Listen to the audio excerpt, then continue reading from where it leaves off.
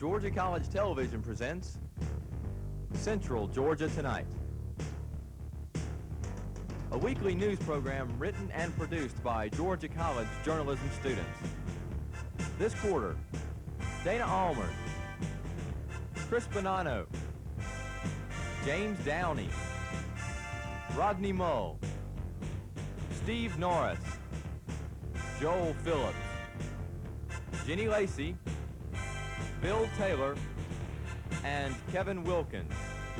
We'll bring you the latest news from Milledgeville, Macon, Dublin, and Warner Robins. And then stay tuned for Professors Speak Out. Your host, Connie Book, will present issues and ideas with Georgia College faculty and staff. Stay tuned. Central Georgia Tonight is next.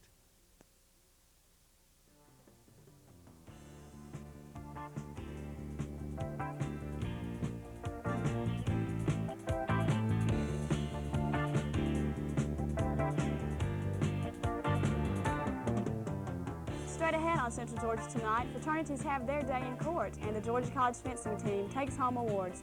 And the Georgia College Jazz Ensemble has a concert. Stay with us.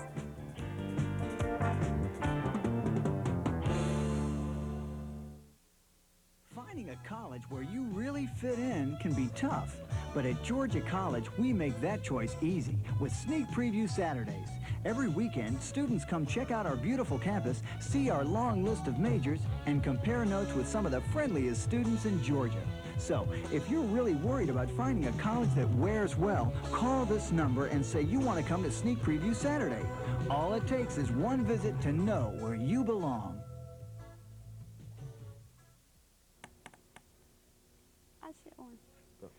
The Georgia College Greeks had their day in court last week. James Downey is here with more on the story.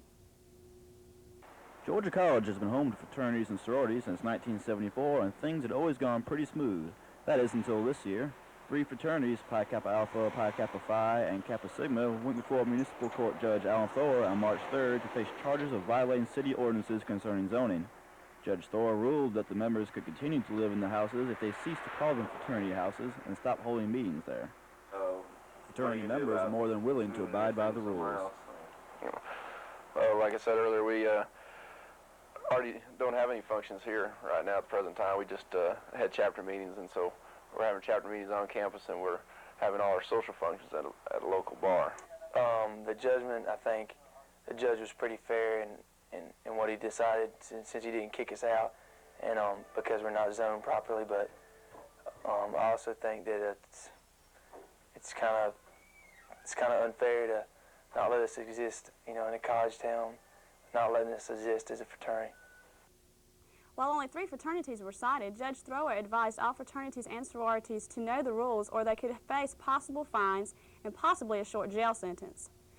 Georgia College has received a safe addition to its campus. Bill Taylor has the story.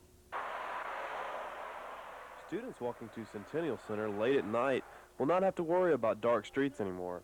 New lights were installed on West Green Street and North Clark Street. The Clark Street area in front of the governor's mansion was particularly dark. The problem was remedied by having 2 existing street lights repaired. These new lights provide more light than the former incandescent lights. I like them a lot better because I walk at night, and before it was kind of scary, and you don't feel very safe, but now that the lights are here, I feel a lot more comfortable walking around. Well, we have had problems with girls complaining about it's dark out, and a lot of weird fellas coming up to them, and they really can't see them because of the lights. But I think it's great that they have lights now because it's a lot safer, and I get a lot less complaints, and I have a lot less people running up to the door trying to, rushing me to open it because they're scared. With the new lights installed, students can feel safer about walking in that area at night. For Central Georgia Tonight, this is Bill Taylor. The question of sexual superiority was answered on the campus of Georgia College. Central Georgia Tonight's Kevin Wilkins has the results. The first ever Georgia College Battle of the Sexes took place on March 10th, sponsored by the GC 102 classes. The contestants consisted of 3 girls and 3 guys volunteering to battle for supremacy. The 2 teams competed in 3 rounds. 1, question and answer series. 2, win, lose, or draw. And 3, a spoon and yarn race where the object was to pull the spoon and yarn through each article of clothing worn by each team member. Each round contributed to a certain number of points to the total overall score. The two teams were neck and neck for most of the night, but the men came out on top with a final score of 42 to 38. Winning Battle of the Sexes. Hey, male's number one. Hey, we knew we had it coming into the game. No problem. Got what it takes. Got what it takes. That's right. Got what it takes. Okay. The ladies, of course, had a different opinion about the outcome. Because we were prepared for such a contest, I feel that if we were better prepared, we would have won this match. The 1993 Battle of the Sexes is over, and for this year, the men have been victorious. But 1994 is just around the corner, and I have the feeling that the women are going to come back with a vengeance. Kevin Wilkins, Central Georgia Tonight. Students got a chance to experience Cajun culture last Tuesday night. Joel Phillips has the story. Town and Gown Arts presented the foot-stomping Cajun music of singer-songwriter J.J. Renaud and her band, the Mojos, last Tuesday night at Russell Auditorium. The evening kicked off with Cajun storytelling combined with the stick-to-your-ribs music that appeals to a wide range of musical tastes.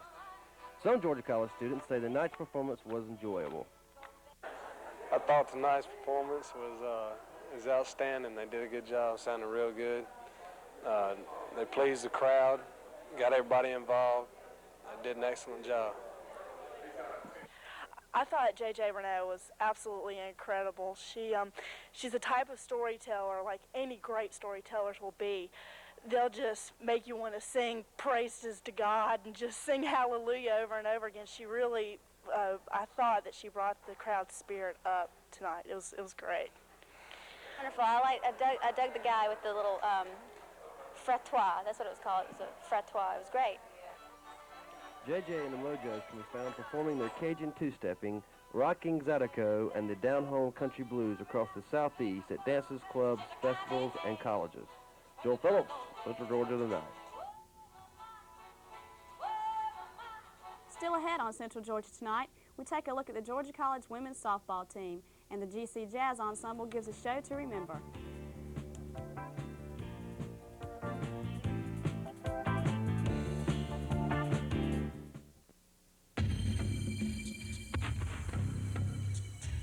During the Gulf War, the National Guard and Reserve were a vital part of our military effort. All because of their training in management, operational skills, and teamwork. The same kind of training that makes them better when they come back to work for you. When your employees need time off to serve, be a hero and give them the freedom to protect ours. Brothers and fellow mountain goats, this year's recipient of the treasured Black Horn Award, Richard Lynch. Come on up here, Dick. What are you doing this weekend that's so important you can't take a little time to test your home for radon? After all, it is the second leading cause of lung cancer, and a radon test kit is inexpensive. You could pick one up on your way to the lodge.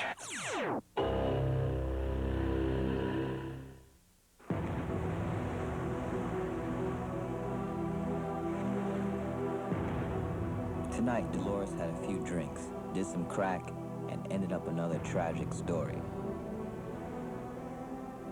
Only she doesn't know it yet. Drugs make you forget. And if you forget how risky sex can be, you could catch the AIDS virus and not know it for months, even years. AIDS, another way drugs can kill. James Downey is here with sports. James? Thanks, Amy. The Georgia College fencing team faced Georgia Southern, finishing identicals in the men's foil and saber with an 8-8 and fell 10-6 in the men's epee. In men's foil, GC fencer Chris Corey placed second and Rob Willis finished 3-1 to capture third. In men's epee, GC's only fencer to place, Travis Barman, finished with a single defeat, 3-1 to capture top honors. Georgia College captured second place in men's saber as Rob Willis went 3-1. In round 2 of the men's foil, GC placed highest, winning team event 12-4. Individually, Kerry Mortensen placed first with a 3-0 showing, while Chris Curry and Alex Curry finished with an identical 3-0 records to place second and third, respectively. The Georgia College Lady Colonial softball team is playing strong, and Central Georgia Tonight, Shane Sharp has more. The '93 Georgia College softball team has kicked off the new season in search of their first Peach Belt Athletic Conference championship. This year's crop has several returning players along with some new recruits. Sandra Smith, playing her third year for the Lady Colonials, is one of the keys to the Colonials' success. She has provided excellent pitching with a team low earned run average 2 years running.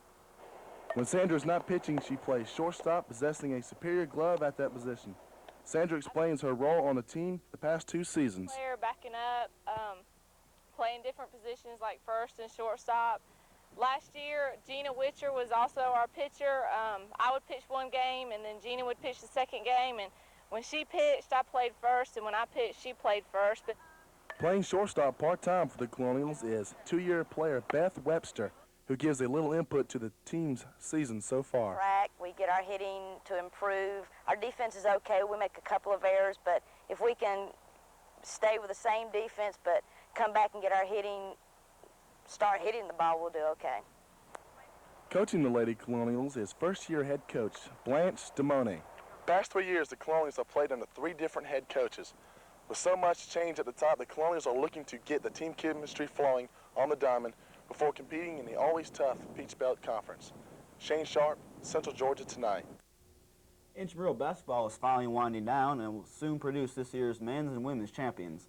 In the men's points league, 8 teams open the season, and the Pikes at 7-0, Beeson Running Warriors at 6-1, BSU Guys at 5-2, and Napier Dorm at 4-3 will battle it out in the playoffs. 8 teams open the men's NBA league, and 6 teams qualified for playoffs. White Knights at 5-0, Running Gum at 5-1, Players at 4-2, Dream Team at 4-2, and the Middle Georgia College Warriors also at 4-2, and the Kings at 2-4. The men's CBA league, 8 teams also began the year, and 5 teams qualified. Those were the Unforgiven at 6-0, Zeppelins at 5-1, Phi Slama Jama at 5-1, Serving Notice at 3-3, and Fast Break was 2-4. In the women's intramural basketball, each of the 8 teams qualified for a single elimination tournament. Delta Zeta beat TLC 29-25, while Sports Emporium upset the Raiderettes at 41-37 to advance to the finals. Both the men's and women's finals meet for the championship Tuesday, March 16th at 7 p.m. in the Centennial Center. Amy? Thanks, James. When we come back, a famous poet comes to Georgia College, and we look into the commuter leadership program. Stay tuned.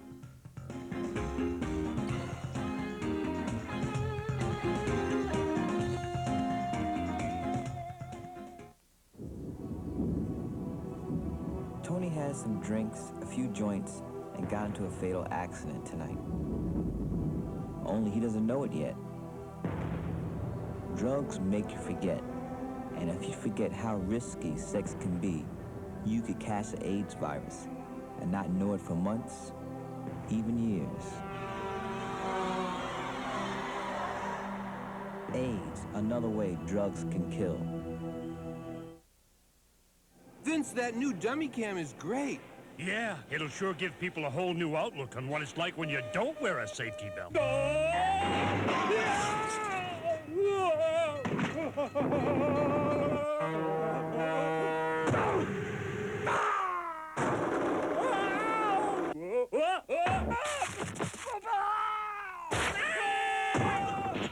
I think they'll get the picture. You could learn a lot from a dummy. Buckle your safety belt. This is where I live. There are lots of doctors and machines for me and the other kids. Last week, a guy named Mike came. He took us all on a camping trip. Mike gives up a weekend a month to help a disabled child, but he gets back a feeling that lasts forever. When I get better, you know what? I'm gonna take Mike fishing. To find out what you can do in your community, call the Points of Light Foundation. Do something good. Feel something real. He protects all living things in the forest. But he can't do it alone.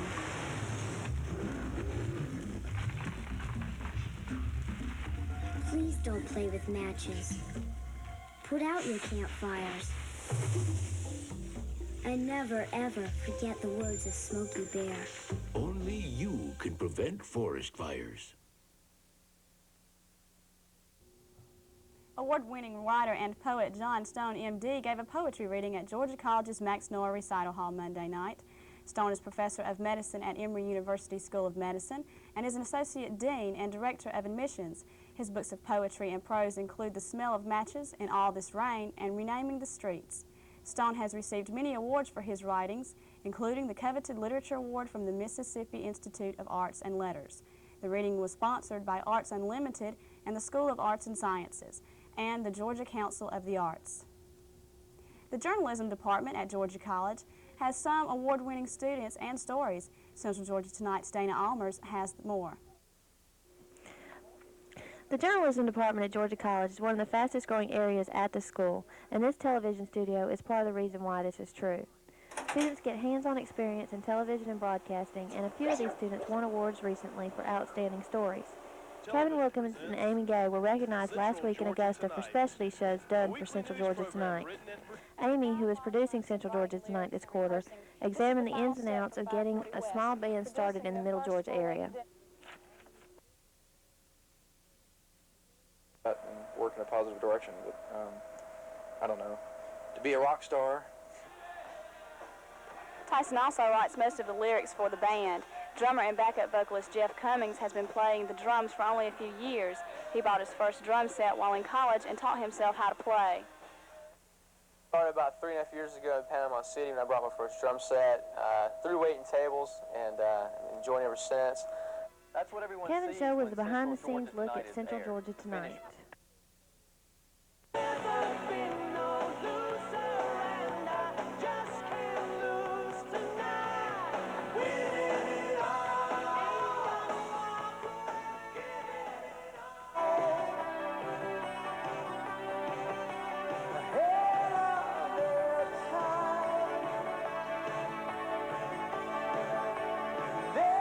Kevin decided to do his specialty show on Central Georgia Tonight because he has such a good time doing the show.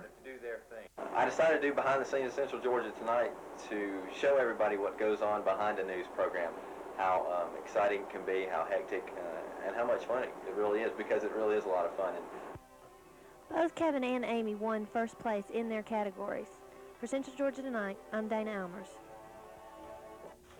GC commuters get a taste of campus life through the new commuter services. Central Georgia Tonight's Jenny Lacey has the story. Leanne Billingsley is the Director of Commuter Student Services at Georgia College. The college hired her in July to inform commuter students about what is happening on campus and to integrate them into college life.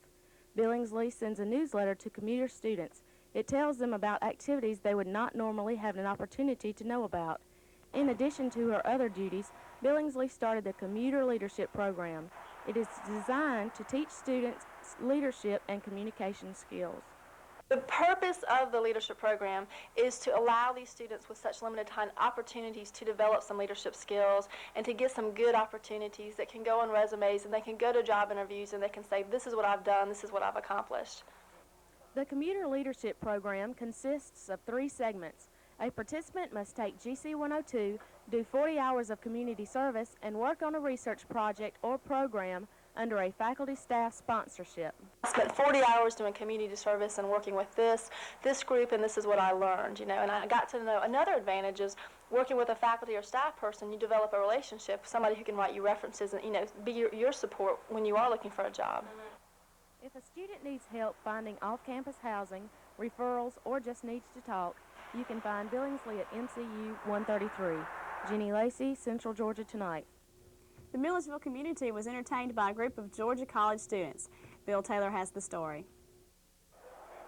The Georgia College Department of Music and Theater presented their winter concert March 11th in Russell Auditorium.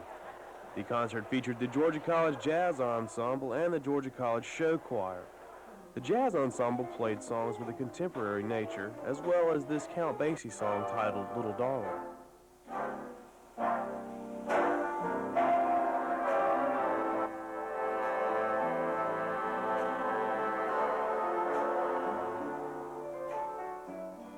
A song titled All of You by Cole Porter was a crowd pleaser with solos from Monty Aiken, Chris Walker, and John Copeland.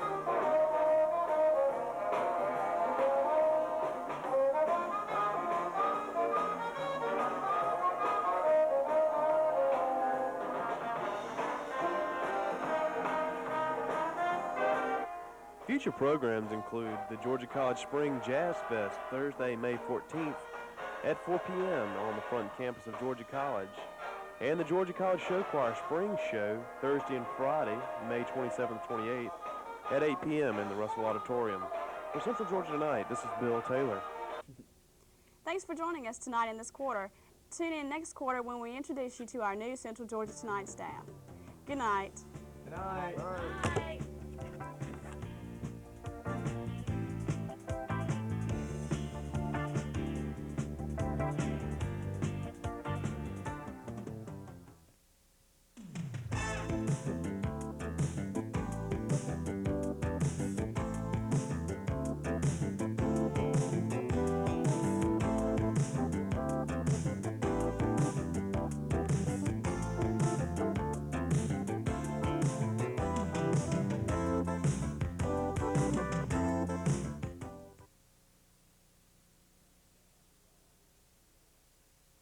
Frank Scott CI, we have mental health inmates. These are people who have been convicted of crimes. They've been judged sane enough to stand trial, and yet we get a lot of mental illness.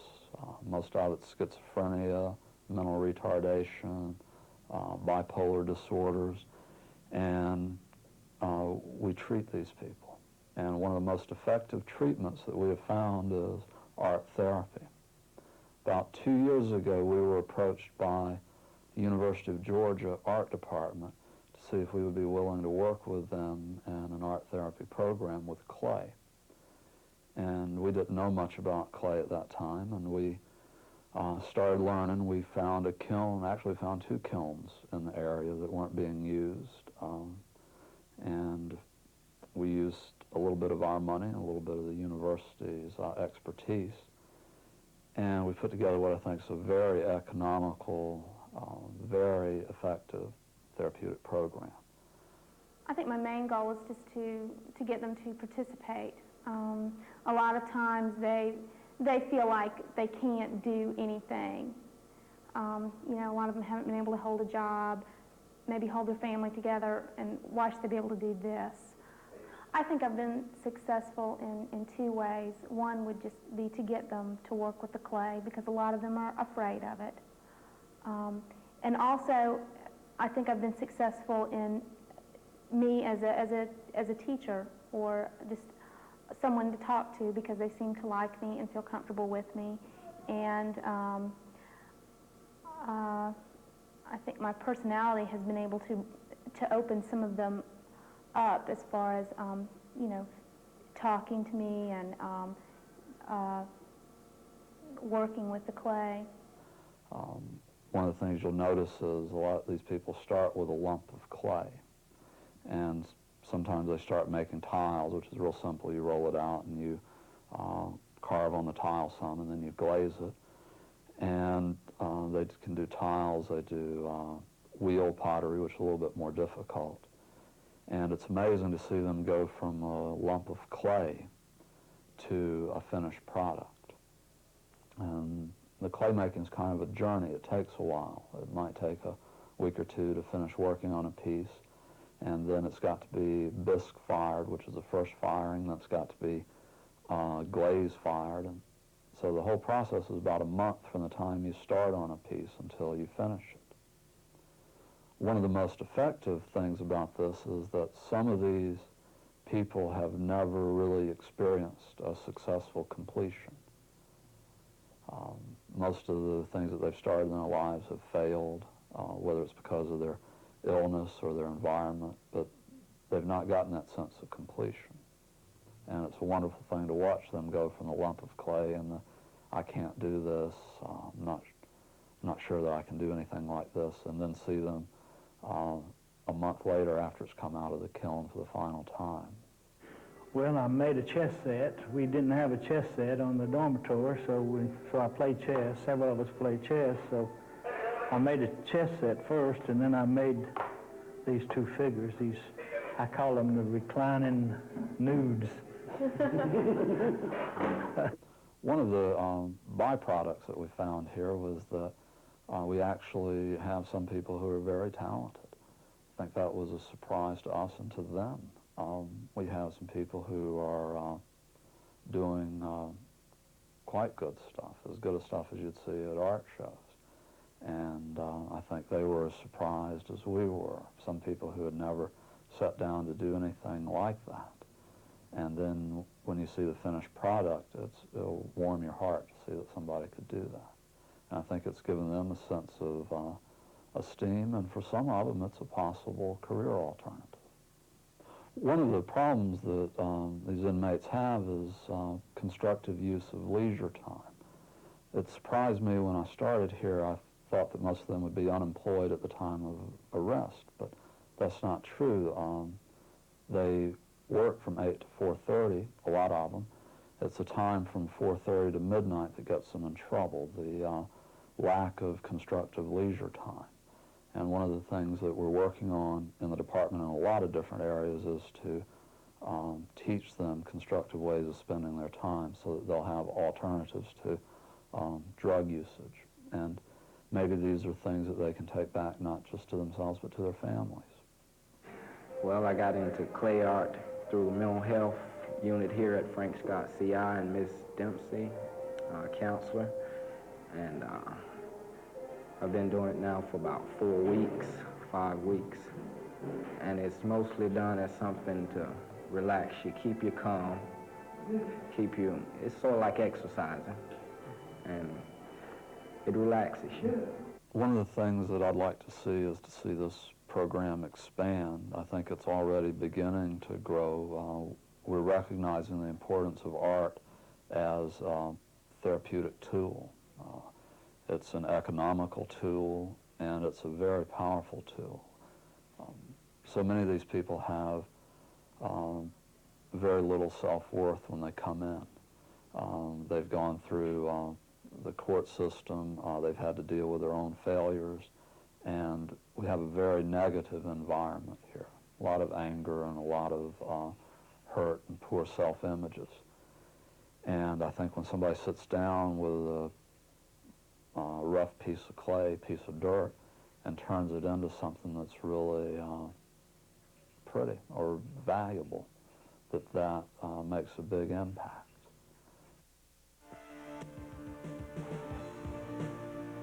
Thanks for watching Georgia College Television. If you have any questions or comments about tonight's program, please write to Central Georgia Tonight, Campus Box 44, Milledgeville, Georgia 31061.